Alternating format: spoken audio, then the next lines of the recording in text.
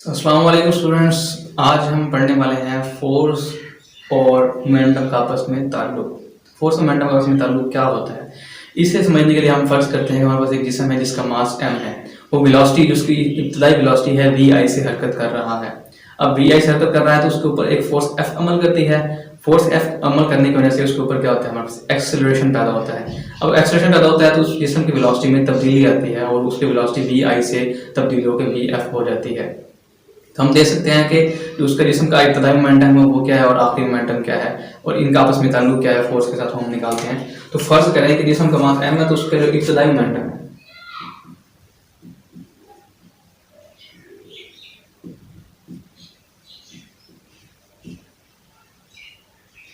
इब्तदाई मोमेंटम जिस्म का क्या है p i, इसे हम इनिशियल मोमेंटम कहते हैं। आखिरी मोमेंटम जिस्म का pf, जिसे हम फाइनल मोमेंटम कहते हैं। और उसके ऊपर हमारे पास जो फोर्स अमल करे वो f है, उसका मास m है, इब्तदाई वेलोसिटी vi है और आखिरी वेलोसिटी vf है और एक्सेलरेशन a है। तो मोमेंटम हमारे पास क्या होता है, मोमेंटम मास ज़रा वेलोसिटी हमें पता है यही होता है, p = m ज़रा v। तो यहाँ से इब्तदाई मोमेंटम क्या आ जाएगा,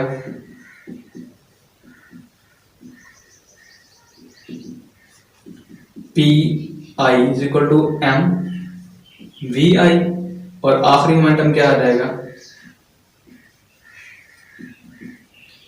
p f = m v f। ये दो मोमेंटम आ गए हमारे पास, इनिशियल और फाइनल मोमेंटम। अब मोमेंटम में तब्दीली जो होती है, चेंज इन मोमेंटम क्या होता है,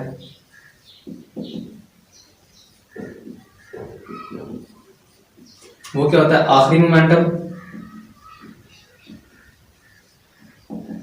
माइनस इब्तदाई मोमेंटम।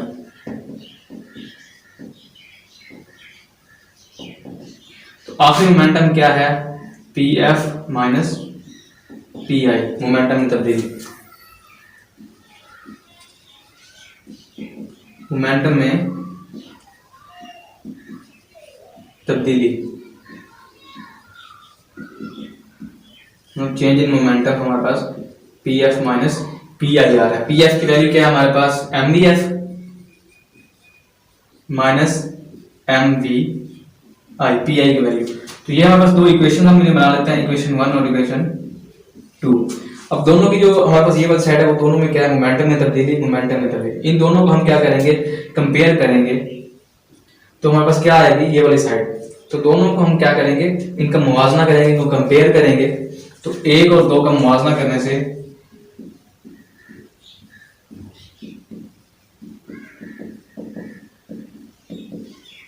एक और 2 का हमने क्या किया, मुवाजना किया, तो ये दोनों साइड आपस में बराबर हो जाएंगी।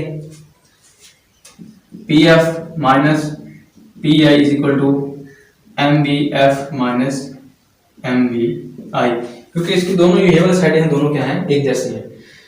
तो इन दोनों साइड हम क्या करेंगे, t से तकसीम करेंगे, pf minus pi over t, इधर भी mvf माइनस mvi बटा t, pf माइनस pi बटा t।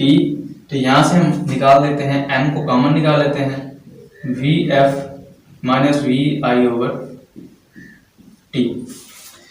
अब यहां तक आप देखें कि जो हमारे पास एंड वाला जो ये चीज आ रही है vf minus vi over t, ये किसके इक्वल है, हरकत की हमने पहली मसावात पढ़ी थी, वो क्या थी हमारे पास, vf = vi प्लस at, यही थी हमारे पास। तो हमारे यहाँ vf लिखते हैं, vi को तो लेके आता है तो माइनस vi हो जाएगा = at। तो vf माइनस vi, ये t इधर डिवाइड कर देंगे, t हो जाएगा यहाँ पे a। तो a किसके इक्वल आया, vf minus vi over t, pf minus pi बटा t m, और ये सारी किसके इक्वल आ गई, a के इक्वल आ गई।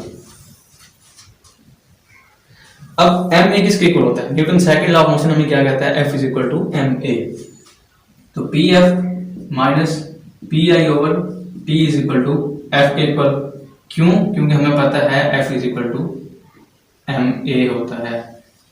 तो यहाँ से हमारे पास क्या आ गया, F is equal to P F minus P over T.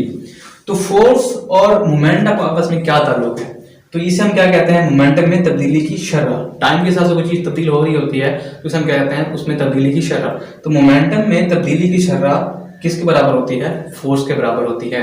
या हम दूसरे लफ्जों में ये कह सकते हैं किसी जिस्म के ऊपर लगाई गई फोर्स उस जिस्म में मोमेंटम की तब्दीली की शरह के बराबर होती है। और दूसरी बात ये है कि मोमेंटम और फोर्स होते दोनों एक ही सीमत में होते हैं। इसका हमारे पास ये मतलब था कि फोर्स और मोमेंटम का आपस में ये ताल्लुक होता है। मोमेंटम में तब्दीली की शरह क्या कहलाती है, फोर्स कहलाती है। या फिर किसी जिस्म पर लगाई जाने वाली फोर्स उस जिस्म में मोमेंटम में तब्दीली की शरह के बराबर होती है। और ये दोनों एक दूसरे के एक ही साइड पे मतलब एक ही सीमत में होते हैं। उसके बाद जो मोमेंटम का ऐसा यूनिट हम पहले पढ़ चुके हैं, क्या होता है, मोमेंटम का यूनिट क्या होता है,